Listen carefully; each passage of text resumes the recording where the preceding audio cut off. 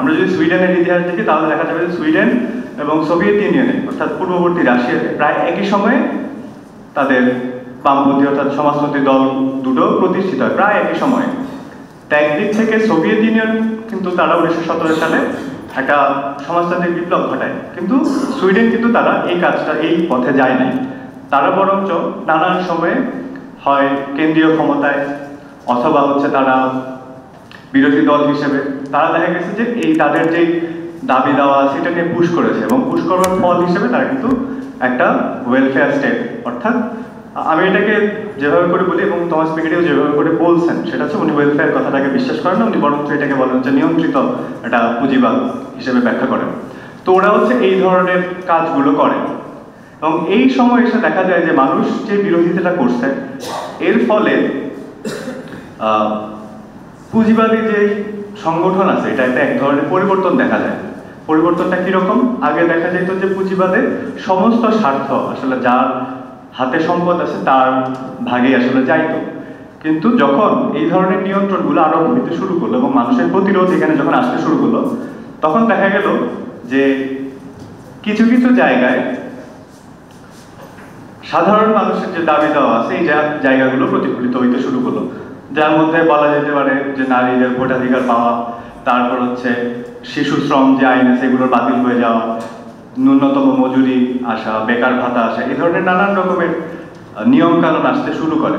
তো যার কারণে আমরা এই যে পুঁজিবাদের দ্বিতীয় স্তর আছে এটাকে আমরা বলতেছি যে পুঁজিবাদের একটা নিয়ন্ত্রিত একটা পুঁজিবাদ।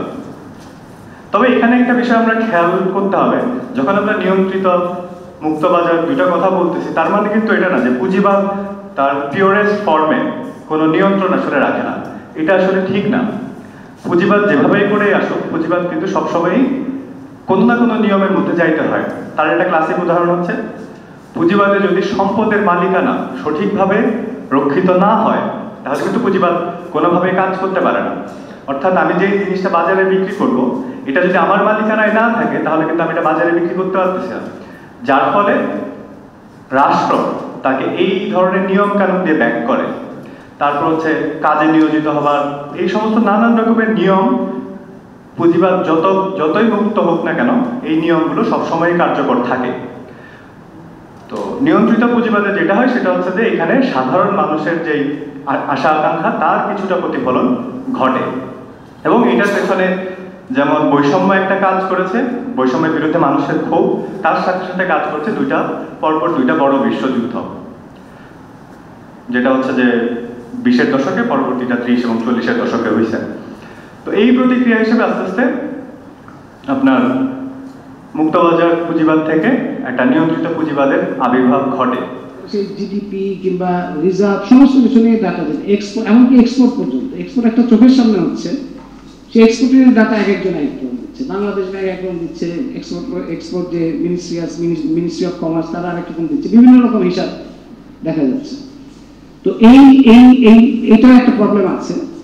তো টমাস পিকেটির কাজের প্রধান মনোযোগটা যে সমস্ত দেশের ক্ষেত্রে সেগুলোর ডাটা মোটামুটিভাবে তুলনামূলকভাবে অ্যাভেলেবল, সেগুলোর মধ্যে ইউরোপ এবং নর্থ আমেরিকা এইটাই প্রধানত তার মনোযোগের জায়গা। এবং ইউরোপ এবং নর্থ আমেরিকার এই বিকাশের ধারা বিশ্লেষণ করে তিনি তার ফাইন্ডিং যেটা আবিদও ইঙ্গিত দিয়েছেন, যে ফাইন্ডিংস হচ্ছে যে একটা পর্যায়ে ক্যাপিটালিস্ট এই 300 বছরই কিন্তু পুঁজিবাদের উত্থানকালীন সময়, মানে আপনি ধরেন অষ্টাদশ শতক যখন শিল্প বিপ্লব হচ্ছে এবং তারপরে এই কয়েকশো বছর, এই সময়টাতে পুঁজিবাদের সংহত রূপ লাভ করলো, বিস্তৃত হলো এবং পুঁজিবাদ একটা বৈশ্বিক রূপ লাভ করলো।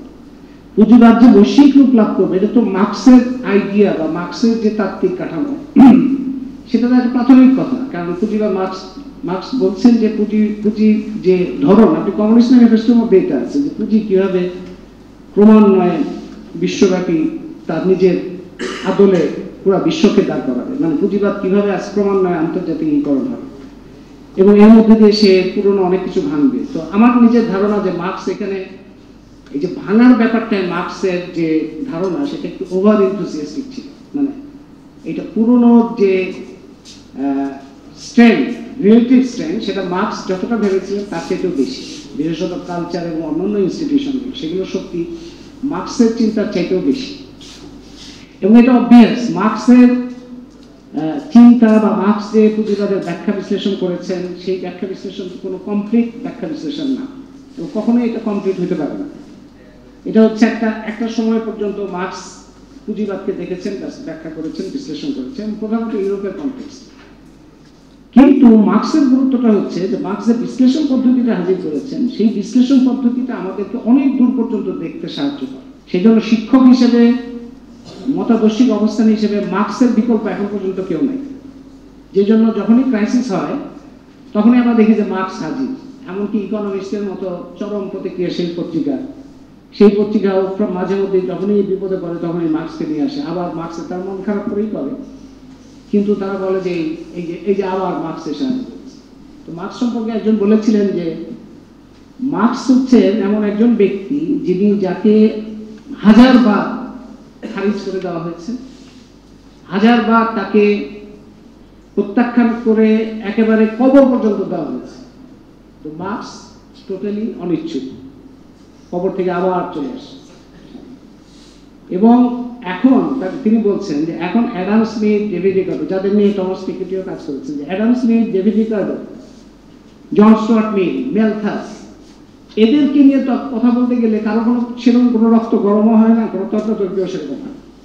কিন্তু মার্কস নিয়ে কথা বলতে গেলে সবারই ব্লাড প্রেশার উপরে উঠে যায়, কারণ তর্কাতর্কির মতো অবস্থা হয়। তো এই কারণে মার্কসকে তো কিন্তু মার্কসকে যদি ভাবে যে একটা কমপ্লিট চিত্র বিশ্ব পুঁজিবাদ সম্পর্কে মার্কস দিয়েছেন, এটা একেবারেই ভুল জায়গা হবে, যোগ হবে তার সাথে। এটা সর্দার ফজলুলের কথাটা আমার খুব মনে পড়ে, যে মার্কস বলছেন যে আমরা তো ক্যাপিটাল তো সবাই লিখছে, আমরাও লিখছি, আমরা এখন লিখছি, এখনকার ক্যাপিটালের মধ্যে আমরা লিখছি, আমরা যোগ করছি। মার্কস লিখেছেন, মার্কস যতটুকু লিখেছেন তার সাথে আমরা পরবর্তী মানুষেরা তার সাথে যোগ করছি। কারণ ক্যাপিটালিজমের যা যা কিছু নতুন উপাদান যুক্ত হচ্ছে সেগুলি তো মানুষ, পরবর্তী মানুষেরাই তো সেগুলি ব্যাখ্যা বিশ্লেষণ করবে, এবং সেটার মধ্যে এই বিশ্লেষণ পদ্ধতি হচ্ছে মার্কসের খুব গুরুত্বপূর্ণ। টমাস পিকেটি মার্কস সম্পর্কে পরিষ্কার বলেছেন, মার্কস সম্পর্কে তার অবস্থান হচ্ছে যে মার্কসই প্রথম এবং এখন পর্যন্ত ক্যাপিটালিজমের সায়েন্টিফিক অ্যানালিসিস, প্রথম সায়েন্টিফিক অ্যানালিসিস মার্কসই করেছেন। এটা টমাস পিকেটির বইতে একটা পরিষ্কার স্বীকারোক্তি। তার সাথে মার্কসের সীমাবদ্ধতা বলতে গিয়ে টমাস পিকেটি একটা জায়গায় বলেছেন, সেটা আমি বুঝতে পারলাম না এটা কি করে তার মনে হলো। তিনি বলছেন যে টেকনোলজিক্যাল প্রোগ্রেস, ক্যাপিটালিজমের মধ্যে যে টেকনোলজিক্যাল প্রোগ্রেসটা হয় সেটা মার্কস পুরোপুরি ধরতে পারেনি। এটা আমার কাছে একদমই গ্রহণযোগ্য না। কি কারণে গ্রহণযোগ্য না? কারণ মার্কসের পুরো মডেলের মধ্যেই ক্লাসিক্যাল ইকোনমিক্সের থেকে মার্কসের প্রধান পার্থক্যটা এই জায়গাটায় যে মার্কস টেকনোলজিক্যাল ডেভেলপমেন্টকে খুবই গুরুত্ব দিয়ে তার উপরেই তার কিন্তু পুরো থিসিসটা দাঁড়ানো, যে এই টেকনোলজিক্যাল ডেভেলপমেন্টের মধ্যে দিয়ে ক্যাপিটালিজমের যে শক্তিটা বাড়বে সেটা ধারণ করার ক্ষমতা ক্যাপিটালিজমের নাই, এবং ওর মধ্যেই তৈরি হবে বিয়ন্ড ক্যাপিটালিজম, যে একটা সোশ্যাল সিস্টেম, মানুষের জন্য মুক্ত, মানুষের মুক্ত সমাজের যে সিস্টেমটা, সেইটা ওইটা ছাড়া তখন ওই থেকে বেরোনো যাবে না।